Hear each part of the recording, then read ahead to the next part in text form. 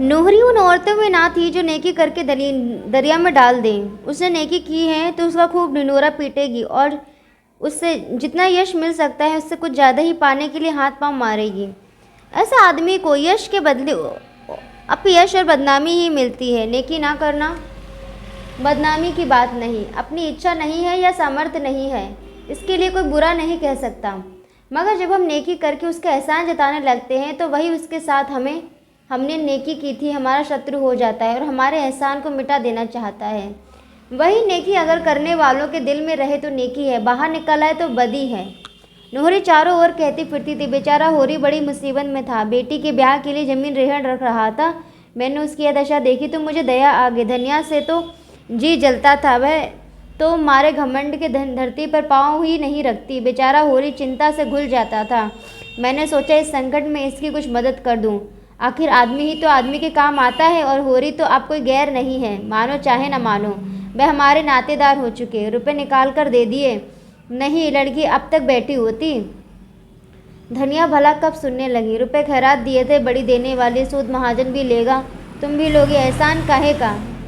दूसरों को देती, सूद की जगह मूल भी गायब हो जाता। हमने लिया है तो हाथ में रुपए आते ही नाक पर रख देगी।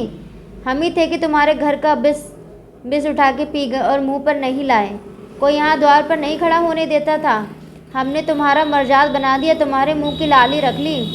रात के 10 बज गए थे। सावन की अंधेरी घटा छाई थी। सारे गांव में अंधकार था। होरी ने तंबाकू भोजन करके तंबाकू पिया और सोने जा रहा था कि भोला आकर खड़ा हो गया। होरी ने पूछा, कैसे चले भोला मोतो? जब इसी गांव में रहना है तो क्यों अलग छोटा सा घर नहीं बना लेते? गांव के लोग कैसी कैसी कुत्सियाँ उड़ाया करते हैं। क्या यह तुम्हें अच्छा लगता है? बुरा ना मानना, तुमसे संबंध हो गया है इसलिए बदनामी नहीं सुनी जाती। नहीं, मुझे क्या करना था? धनिया उसी समय लोटे में पानी लेकर होरी के सिरहाने रखने आई। सुनकर बोली, दूसरा मर्द होता तो ऐसी औरत का सर काट देता। होरी ने डांटा, क्यों बेबात की बात करती है? पानी रख दे और जा सो। आज तो ही कुराह चलने लगी तो मैं तेरा सर काट दूंगा, काटने देगी? धनिया उसे पानी का एक छींटा मारकर बोली, कुराह चले तुम्हारी बहन, मैं क्यों कुराह चलने लगी? मैं तो दुनिया की बात कहती हूँ, तुम मुझे गालियाँ देने लगे। अब मुँह मीठा हो गया होगा। औरत चाहे जिस रास्ते जाए, मर्द टुकुर टुकुर देखता रहे, ऐसे मर्द को मैं मर्द नहीं कहती। होरी दिल में कटा जाता था। भोला उससे अपना दुख दर्द करने आया होगा। वह उल्टे उसी पर टूट पड़ी।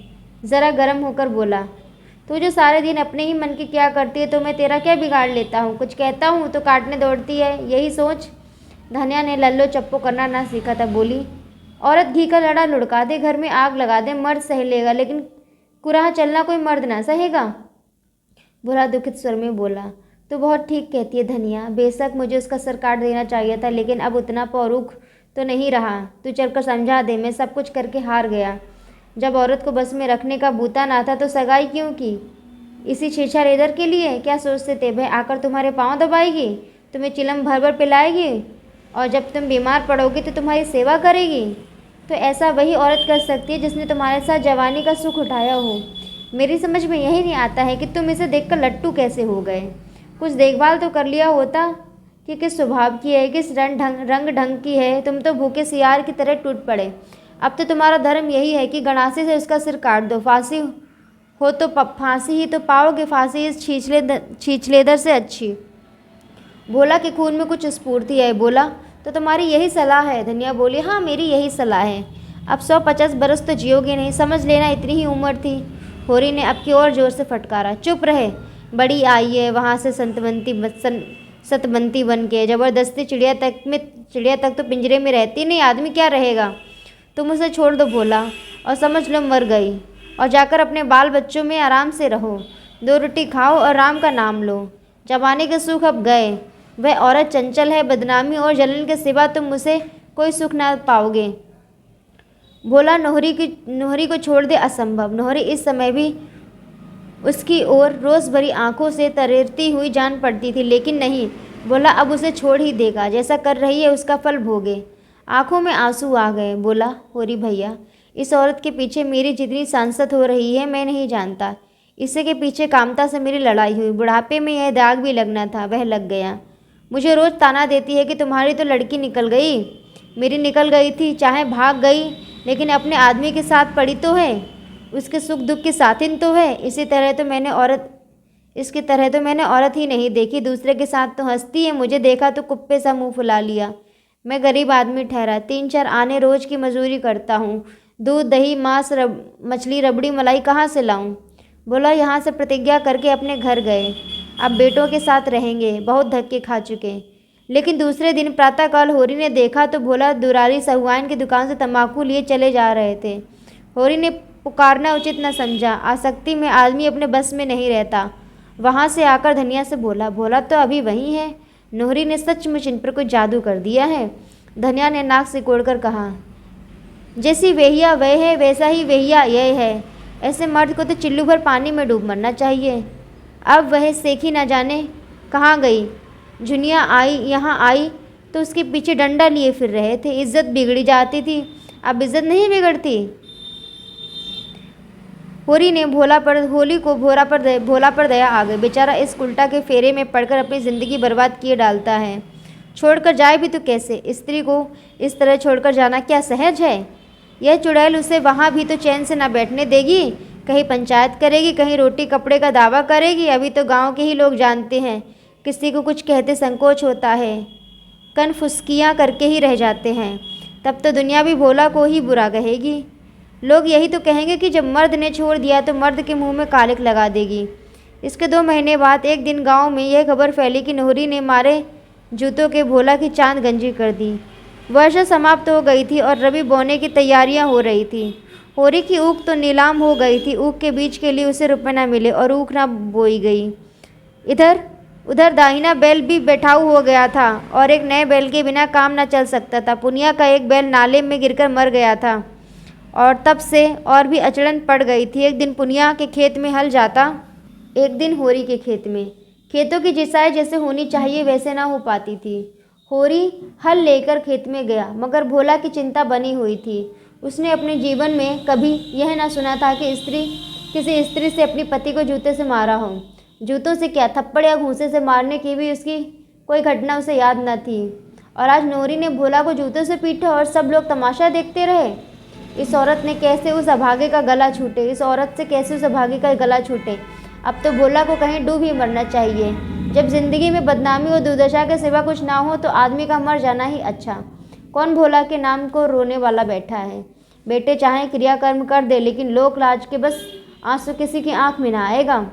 तृष्णा के बस में पड़कर आदमी इस तरह अपनी ज़िंदगी चौपट करता है जब कोई रोने वाला नहीं। तो फिर ज़िंदगी का क्या मोह और मरने से क्या डरना। यह एक नोहरी है, यह एक चमारिन है सिलिया। देखने सुनने में उससे लाज दर के अच्छी। चाहे 2 को खिलाकर खाए और राधिका बनी घूमे, लेकिन मजूरी करती है, भूखे मरती है और मतई के नाम पर बैठी है। और यह निर्दयी बात की भी नहीं पूछता। कौन जाने, धनिया मर गई होती तो आज होरी की भी यही दशा होती। उसकी मौत की कल्पना से ही होरी को रोमांच हो उठा। धनिया की मूर्ति मानसिक नेत्रों के सामने आकर खड़ी हो गई। सेवा और त्याग की देवी, जवान की तेज पर मोम जैसा हृदय, पैसे के पीछे प्राण देने वाली पर मर्यादा रक्षा के लिए अपना सर्वस्व होम करने को तैयार। जमानी में वह कम रूपवती ना थी। नोहरी उसके सामने क्या है? चलती थी तो रानी सी लगती थी, जो देखता था देखता ही रह जाता था। ये पटेश्वरी और झिंगुरी तब जवान थे। दोनों धनिया को देखकर छाती पर हाथ रख लेते थे, द्वार के 100 चक्कर लगाते थे। होरी उनकी ताक में रहता था, मगर छेड़ने का कोई बहाना ना पाता था। उन दिनों घर में खाने पीने की बड़ी तंगी थी। ताला पड़ गया था और खेतों में भूसा तब ना हुआ था। लोग छड़ बेरियां खा खाकर दिन काटते थे। होरी को कहत के कैंप में काम करने जाना पड़ा था। 6 पैसे रोज मिलते थे। धनिया घर में अकेले ही रहती थी, लेकिन कभी किसी ने उसे किसी छैला की ओर ताकते नहीं देखा। पटेश्वरी ने एक बार कुछ छेड़ की थी, उसका ऐसा मुंहतोड़ जवाब दिया था कि अब तक नहीं भूले। सहसा उसने माता दिन को अपनी ओर आते देखा। कसाई कहेगा, कैसा तिलक लगाए हुए है, मानो भगवान का असली भगत है। रंगा हुआ सियार, ऐसे ब्राह्मण को पालागन कौन करे। माता दिन ने समीप आकर कहा, तुम्हारा दाहिना तो बूढ़ा हो गया होरी, अब की सिंचाई में ना ठहरेगा। कोई 5 साल हुए होंगे इसे लाए। होरी ने बाएं बैल की पीठ पर हाथ रखकर कहा, कैसा 5वां, यह 8वां चल रहा है भाई। जी तो चाहता है इसे पेंशन दे दूं, लेकिन किसान और किसान के बैल, इनको जमराज ही पेंशन दे तो मिले। इसकी गर्दन पर जुआ रखते मेरा मन कचोटता है। बेचारा सोचता होगा, जब भी छुट्टी नहीं, अब क्या मेरा हाड़ जोतेगा। लेकिन अपना कोई काबू नहीं। तुम कैसे चले? अब तो जी अच्छा है। माता दीन इधर 1 महीने से मलेरिया ज्वर में पड़ा था। एक दिन तो उसकी नाड़ी छूट गई थी, चारपाई से नीचे उतार दिया गया था। तब से उसके मन में यह प्रेरणा हुई थी कि सिलिया के साथ अत्याचार करने का उसे यह दंड मिला है। जब उसने सिलिया को घर से निकाला तब वह गर्भवती थी। उसे तनिक भी दया न आई। पूरा गर्भ लेकर भी वह मजूरी करती रही, मगर धनिया ने उस पर दया न की होती तो मर गई होती। कैसी कैसी मुसीबतें झेलकर जी रही है। मजूरी भी तो इस दशा में नहीं कर सकती। अब लज्जित और द्रवित होकर वह सिलिया को होरी के हंसते 2 रुपये देने आया। अगर होरी उसे वह रुपये दे दे तो वह उसका बहुत उपकार मानेगा। होरी ने कहा, तुम ही जाकर क्यों नहीं दे देते? माता दीन ने दीन भाव से कहा, मुझे उसके पास मत भेजो होरी। मैं तो कौन सा मुंह लेकर जाऊं? डर भी लग रहा है कि मुझे देखकर कहीं फटकार न सुनाने लगे। तो मुझ पर इतनी दया करो। अभी मुझसे चला नहीं जाता, लेकिन इसी रुपए के लिए एक जजमान के पास कोस पर दौड़ा गया था। अपनी करने का फल बहुत भोग चुका। इस बहमनई का बोझ अब नहीं उठाए उठता। लोग छिपकर चाहे कितना कुकर्म करो, कोई नहीं बोलेगा। प्रत्यक्ष कुछ नहीं कर सकते, नहीं कुल में कलंक लग जाएगा। तुम उसे समझा देना दादा कि मेरा अपराध क्षमा कर दे। यह धर्म का बंधन बड़ा कड़ा होता है। जिस समाज में जन्मे और पले उसके मर्यादा का पालन तो करना ही पड़ता है। और किसी जाति का धर्म बिगड़ जाए तो उसे विशेष हानि नहीं होती। ब्राह्मण का धर्म बिगड़ जाए तो वह कहीं का नहीं रहता। उसका धर्म ही उसके पूर्वजों की कमाई है, उसी की वह रोटी खाता है। इस प्रायश्चित के पीछे हमारे 300 बिगड़ गए। तो जब बेधर्म होकर ही रहना है तो फिर जो कुछ करना है प्रत्यक्ष करूँगा। समाज के नाते आदमी का अगर कुछ धर्म है तो मनुष्य के नाते भी तो उसका कुछ धर्म है। समाज धर्म पालने से समाज आदर करता है, मगर मनुष्य धर्म पालने से तो ईश्वर प्रसन्न होता है। संध्या समय जब होरी ने सिलिया को डरते डरते रुपए दिए तो वह जैसे अपनी तपस्या का वरदान पा गई। सुख का भार तो वह अकेली उठा सकती थी, दुख का भार तो वह अकेली उठा सकती थी, सुख का भार तो अकेले नहीं उठता। किसे यह खुशखबरी सुनाए? धनिया से वह अपने दिल की बातें नहीं कह सकती। गांव में और कोई प्राणी नहीं जिससे उसकी घनिष्ठता हो। उसके पेट में चूहे दौड़ रहे थे। सोना ही उसकी सहेली थे। सिलिया उससे मिलने के लिए आतुर हो गई। रात भर कैसे सब्र करे। मन में एक आंधी से उठ रही थी। अब वह अनाथ नहीं है। माता दीन ने उसकी माँ फिर पकड़ ली। जीवन पथ में उसके सामने अब अंधेरी विकराल मुखबाई खाई है। लहलहाता हुआ हरा भरा मैदान है जिसमें झरने गा रहे हैं और हिरन को ले कर रहे हैं। उसका रूठा हुआ स्नेह आज उन्मत्त हो गया है। माता दीन को उसने मन में कितना पानी पी पी कर कोसा था। अब वह उनसे क्षमादान मांगेगी। उससे सचमुच बड़ी भूल हुई थी कि उसने सारे गांव के सामने अपमानित किया। आज 10-20 लगाकर बिरादरी को रोटी दे दे तो फिर बिरादरी में ले ली जाएगी। उन बेचारे का तो सदा के लिए धर्म नाश हो गया। वह मर्याद अब उन्हें फिर नहीं मिल सकता। वह क्रोध में इतनी अंधी हो गई थी कि सबसे उनके प्रिय का ढिंढोरा पीटती फिरी। उनका तो धर्म भ्रष्ट हो गया। उन्हें तो क्रोध था ही, किसके सर पर क्यों भूत सवार हो गया। वह अपने घर चली जाती तो कौन बुराई हो जाती। घर में उसे कोई बांधे तो ना था। देश माता दीन की पूजा इसीलिए तो करता है कि वह नेम धर्म में रहते हैं। वही धर्म नष्ट हो गया तो वह क्यों ना उसके खून के प्यासे हो जाते। ज़रा देर पहले तक उसकी नज़र में सारा दोष माता दीन का था और अब सारा दोष अपना था। सहृदयता ने सहृदयता पैदा की। अपने बच्चे को छाती से लगाकर खूब प्यार किया। अब उसे देखकर लज्जा और ग्लानि नहीं होती। वह अब केवल उसकी दया का पात्र नहीं, वह अब उसके संपूर्ण मात्र स्नेह और गर्व का अधिकारी है। कार्तिक की रूपहली चांदनी प्रकृति पर मधुर संगीत की भांति छाई हुई थी। सिलिया घर से निकली। वह सोना के पास जाकर यह सुख संवाद सुनाएगी। अब उससे नहीं रहा जाता। तभी तो सांझ हुई है, डोंगी मिल जाएगी। वह कदम बढ़ाती हुई चली। नदी पर आकर देखा तो डोंगी उस पार थी और माझी का कहीं पता नहीं। चांद घुलकर जैसे नदी में बहा जा रहा था। वह एक क्षण खड़ी सोचती रही, फिर नदी में घुस पड़ी। नदी में कुछ ऐसा ज़्यादा पानी तो क्या होगा। उस उल्लास के सागर में वह नदी क्या चीज़ थी। पहले पानी तो घुटनों तक था, फिर कमर तक आया और अंत में गर्दन तक पहुंच गया। सिलिया डरी कहीं डूब ना जाए, कहीं कोई गड़ा ना पड़ जाए, पर उसने जान पर खेलकर पांव आगे बढ़ाया। अब वह मझधार में है, मौत उसके सामने नाच रही है, मगर वह घबराई नहीं। उसे तैरना आता है। लड़कपन में इसी नदी में वह कितनी बार तैर चुकी है। खड़े खड़े नदी को पार भी कर चुकी है। फिर भी उसका कलेजा धक धक कर रहा है, मगर पानी कम होने लगा। अब कोई भय नहीं। उसने जल्दी जल्दी नदी पार की और किनारे पहुंचकर अपने कपड़ों का पानी निचोड़ा और शीत से कपकपाती आगे बढ़ी। चारों ओर सन्नाटा था। गिद्धड़ों की आवाज़ भी न सुनाई पड़ती और सोना से मिलने की मधुर कल्पना उसे उड़ाए लिए जाती थी। मगर उस गांव में पहुंचकर उसे सोना के घर जाते हुए संकोच होने लगा। मथुरा क्या कहेगा, उसके घर वाले क्या कहेंगे। सोना भी बिगड़ेगी। कितनी रात गए तू क्यों आई। देहातों में दिन भर के थके मांदे किसान सरेआम ही सो जाते हैं। सारे गांव मैं सोता पड़ गया था। मथुरा के घर के द्वार बंद थे। सिलिया किवाड़ न खुलवा सकी। लोग इसे इस भेष में देखकर क्या कहेंगे। वहीं द्वार पर अलाव में अभी आग चमक रही थी। सिलिया अपने कपड़े सेकने लगी। सहसा किवाड़ खुला और मथुरा ने बाहर निकलकर पुकारा, अरे कौन बैठा है अलाव के पास? सिलिया ने जल्दी से अंचल सिर पर खींच लिया और समीक आकर बोली, मैं हूँ सिलिया। सिलिया, इतनी रात गए कैसे आई? वहाँ तो सब कुशल है? हाँ सब कुशल है जी, घबरा रहा था, सोचा चलो सबसे भेंट करती आऊँ, दिन को तो छुट्टी ही नहीं मिलती। तो क्या नदी नहाकर आई है? और कैसे आती? पानी कम ना था? मथुरा उसे अंदर ले गया। बरोठे में अंधेरा था। उसने सिलिया का हाथ पकड़कर अपनी ओर खींचा। सिलिया ने झटके से हाथ छुड़ा लिया और रौब से बोली, देखो मथुरा, छेड़ोगे तो मैं सोना से कह दूंगी तुम मेरे छोटे बहनोई हो, ये समझ लो। मालूम होता है सोना से मन नहीं पड़ता। मथुरा ने उसकी कमर में हाथ डालकर कहा, तुम बहुत निठुर हो सिल्लो, इस वक्त कौन देखता है? क्या मैं सोना से सुंदर हूँ? अपने भाग में बखानते हो कि ऐसी इंद्र की परी पा गए। अब भौरा बनने का मन चला है, उससे कह दूँ तो तुम्हारा मुंह ना देखे। मथुरा लंपट नहीं था, सोना से उसे प्रेम भी था। इस वक्त अंधेरा और एकांत और सिलिया का यौवन देखकर उसका मन चंचल हो उठा। वह तंबीही पाकर होश में आ गया। सिलिया को छोड़ता हुआ बोला, तुम्हारे पैरों पड़ता हूँ सिल्लो, उससे ना कहना, अभी जो सजा चाहे दे लो। सिल्लो को उस पर दया आ गई। धीरे से उसके मुंह पर चपत जमाकर बोली, इसकी सजा यही है कि फिर मुझसे शरारत ना करना और किसी से करना, नहीं सोना तुम्हारे हाथ से निकल जाएगी। मैं कसम खाता हूँ सिल्लो, अब कभी ऐसा ना होगा। उसकी आवाज़ में याचना थी। सिल्लो का मन आंदोलित होने लगा। उसकी दया सरस होने लगी।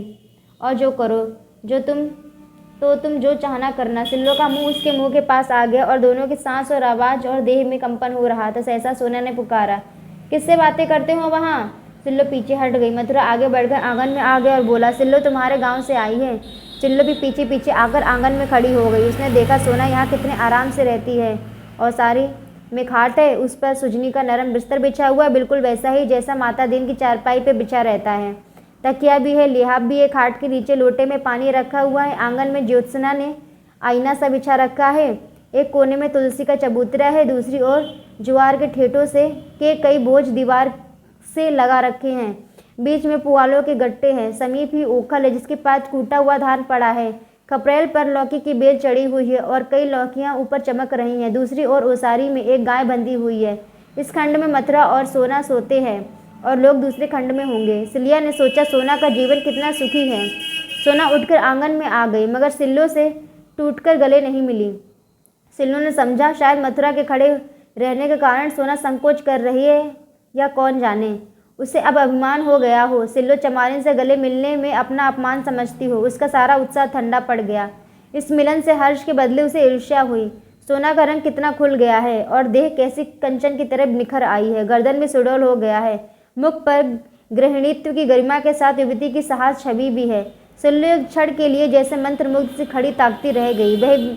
ये वही सोना है जो सूखी सी देह लिए झोंटे खोले इधर उधर दौड़ा करती थी। महीनों सिर में तेल न पड़ता था, फटे चिथड़े लपेटे फिरती थी। आज अपने घर की रानी है। गले में हंसली और हुमेल है, कानों में करणफूल और सोने की बालियां, हाथों में चांदी के चूड़े और कंगन, आंखों में काजल है, मांग में सेंदूर।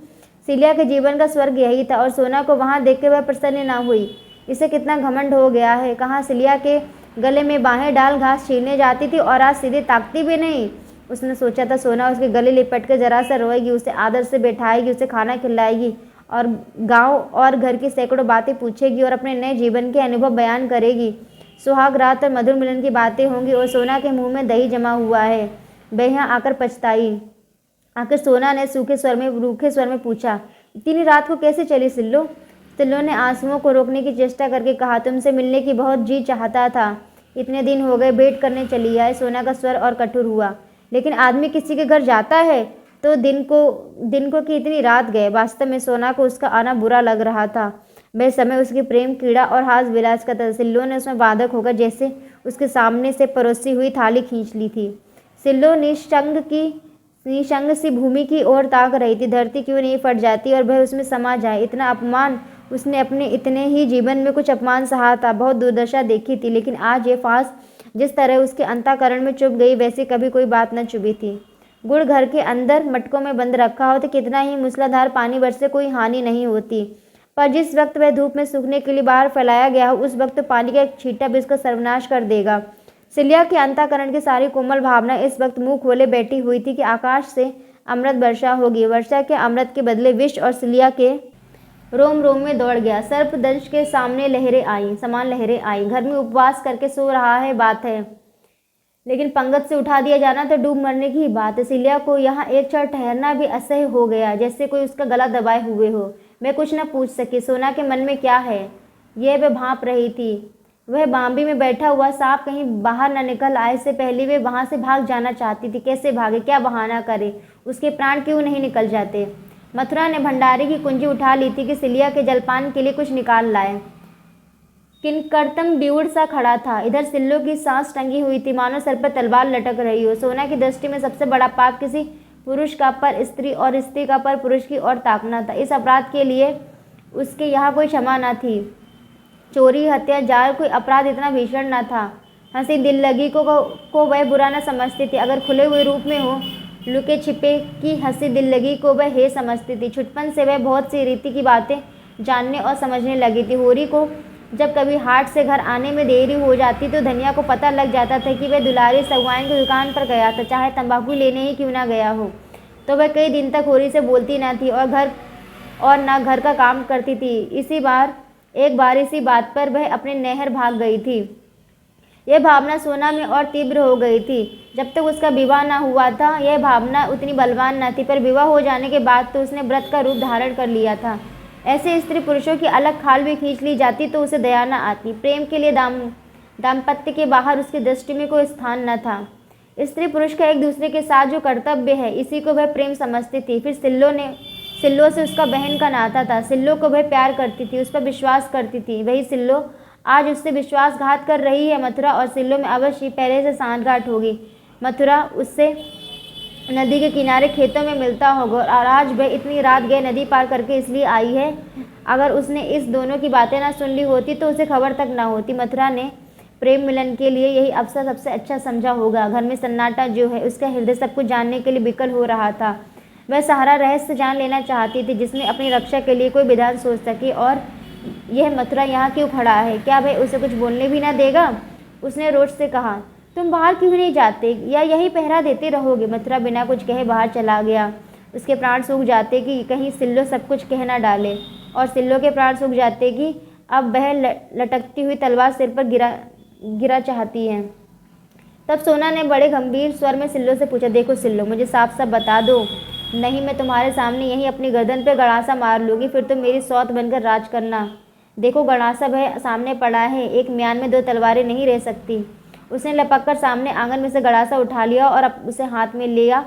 फिर बोली, यह मैं समझना कि मैं खाली धमकी दे रही हूँ। क्रोध में मैं क्या कर बैठूँ नहीं कह सकती, साफ साफ बता दे। सिलिया काँप उठी। एक एक शब्द उसके मुंह से निकल पड़ा, मानो ग्रामोफोन से भरी हुई आवाज़ जो वह एक शब्द भी ना छिपा सकी। सोना के चेहरे पर भीषण संकल्प खेल रहा था, मानो खून सवार हो। सोना ने उसकी ओर बर्ची किसी चुभने वाली आंखों से देखा और मानो कटार का आघात करती हुई बोली, ठीक ठीक कहती हो, बिल्कुल ठीक, अपने बच्चे की कसम। कुछ छिपाया तो नहीं? अगर मैंने रत्ती भर छिपाया हो तो आंखें फूट जाएं। तुमने उस पापी को लात क्यों न मारी? उसे दांत क्यों नहीं काट लिया? उसका खून क्यों नहीं पी लिया? चिल्लाई क्यों नहीं? सिल्लो क्या जवाब दे? सोना ने उन्मादिनी की भांति अंगारे की सी आँख निकाल कर कहा, बोलती क्यों नहीं? क्यों तूने उसकी नाक दांतों से क्यों नहीं काट ली? क्यों नहीं दोनों हाथों से उसका गला दबा दिया? तब मैं तेरे चरणों पर से झुकाती। अब तो तुम मेरी आंखों में हरजोई हो। मेरी बेसरा, अगर यही करना था तो माता दिन का नाम क्यों कलंकित कर रही है? क्यों किसी को लेकर बैठ नहीं जाती? क्यों अपने घर नहीं चली गई? यही तो तेरे घर वाले चाहते थे। तो उपले और घास लेकर बाजार जाती, वहाँ से रुपए लाती और तेरा बाप उसी रुपए की ताड़ी पीता। फिर क्यों उस ब्राह्मण का अपमान कराया? क्यों उसकी आबरू में बट्टा लगाया? क्यों सतबंती बनी बैठी हो? जब अकेले नहीं रह जाता तो किसी से सगाई क्यों नहीं कर लेती? क्यों नदी तालाब में डूब नहीं मरती? क्यों दूसरों के जीवन में विष घोलती है? आज मैं तुमसे कह देती हूँ कि अगर इस तरह की बात फिर हुई और मुझे पता लगा तो हम तीनों में से एक भी जीते ना रहेंगे। बस अब मुंह में कालिक लगाकर जाओ। आज से मेरे और तुम्हारे बीच में कोई नाता नहीं रहा। सिल्लो धीरे से उठी और संभल कर खड़ी हुई। जान पड़ा उसकी कमर टूट गई है। एक क्षण साहस बटोरती रही, किंतु अपनी सफाई में कुछ न सूझ पड़ा। आंखों के सामने अंधेरा था, सिर में चक्कर, कंठ सूख रहा था, सारी देह सुन्न हो गई, मानो रोम छिद्रों से प्राण उड़े जा रहे हों। एक एक पग इस तरह रखती हुई मानो सामने गड्ढा है, वह बाहर आई और नदी की ओर चली। द्वार पर मथुरा खड़ा था। बोला, इस वक्त कहाँ जाती हो सिल्लो? सिल्लो ने कोई जवाब न दिया। मथुरा ने भी फिर न पूछा। वह रुपहली चांदनी अब भी छाई हुई थी। नदी की लहरें अब भी चांद की किरणों में नहा रही थी और सिल्लो विक्षिप्त सी स्वप्न छाया की भांति नदी में चली जा रही थी।